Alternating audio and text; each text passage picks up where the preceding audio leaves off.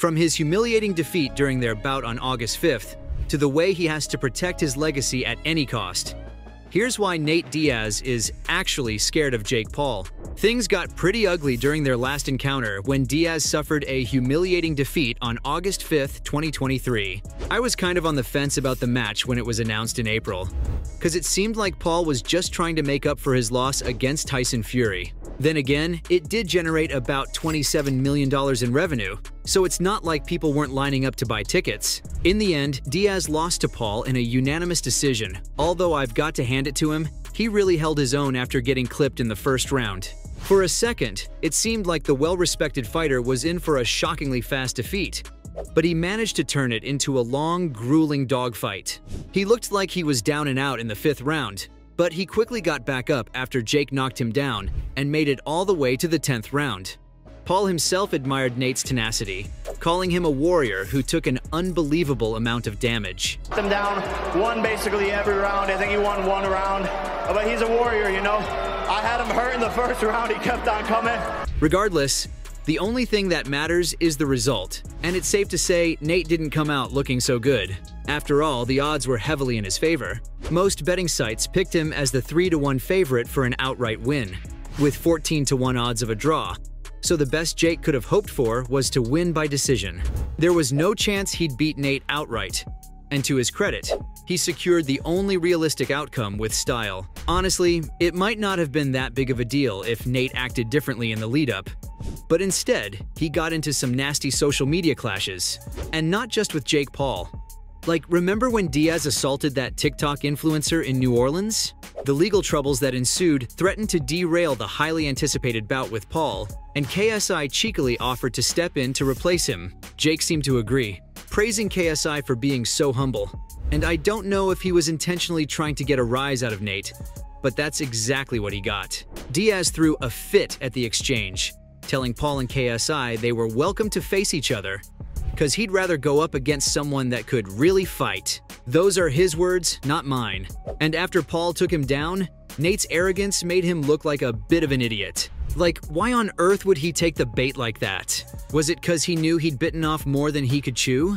You have to admit, apart from this social media tantrum, he was unusually quiet in the lead-up to the fight. Nate's got a reputation for trash talk, like that time he publicly called out Conor McGregor right after defeating Michael Johnson. He claimed McGregor only ever looked for easy fights and that he should try a real challenge for a change. You know what's the real fight? What's the real money fight is me, not these clowns that you already punked at the press conference. Don't no one want to see that. You know you beat them already. That's the easy fight. You want that real right here. Diaz got what he wanted, and the press conferences for his bout with McGregor were insane.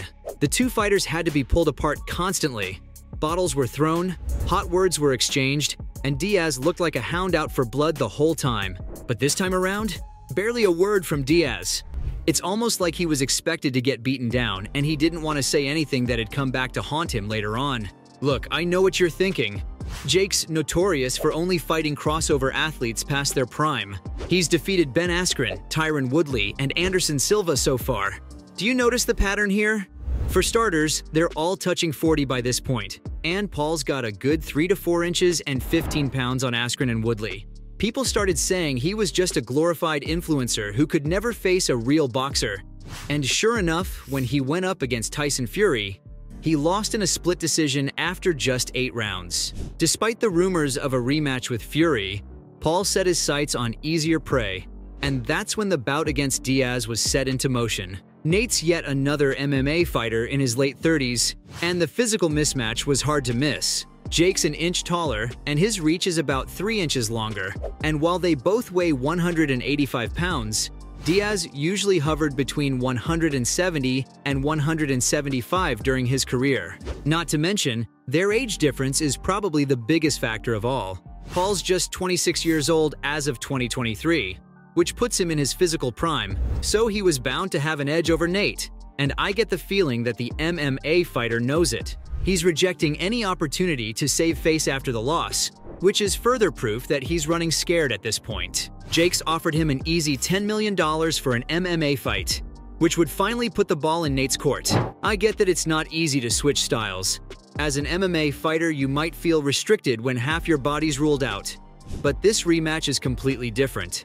Paul started studying Brazilian Jiu-Jitsu like 8 months before his boxing match with Nate, which is nothing compared to the nearly 2 decades Diaz spent perfecting his craft. Now, I should mention that Nate said he'd only be down for an MMA match if his company, Real Fight Inc., gets to promote it. But that seems pretty sus to me. It actually feels like a subtle way to avoid answering the question, because if he really wanted to make up for his defeat, he'd jump at the chance, but only if he felt he had a good shot at winning.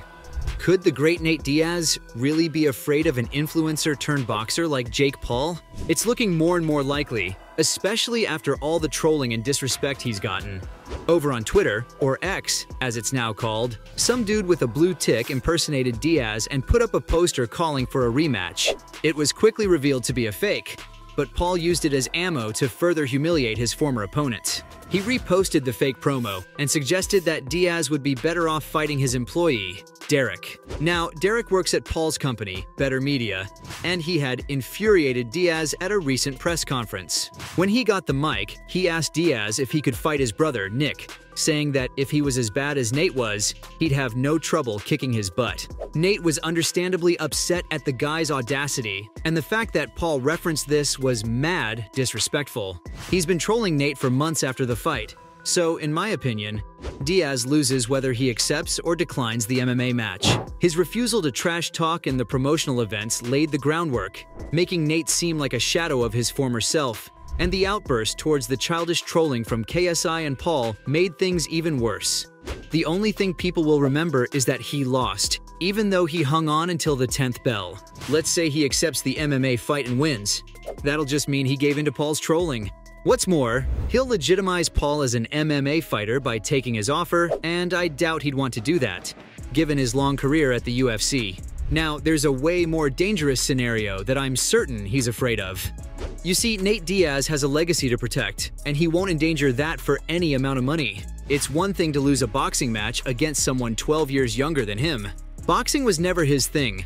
Paul was fitter and stronger than he was, and he could claim he just did it for the easy payday. Now, if he agrees to the MMA match, the best-case scenario is him winning at his own game. But on the other hand, if he loses, it'll tarnish his reputation forever.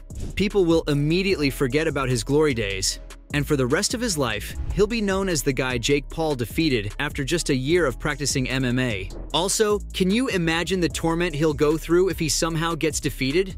He'd never hear the end of it. And with Paul proving that he can hold his own against trained fighters, a fight against him just isn't a risk that Diaz can take. So from the way he has to protect his MMA legacy to his embarrassing defeat in the August 5th bout, this was why Nate Diaz is actually scared of Jake Paul.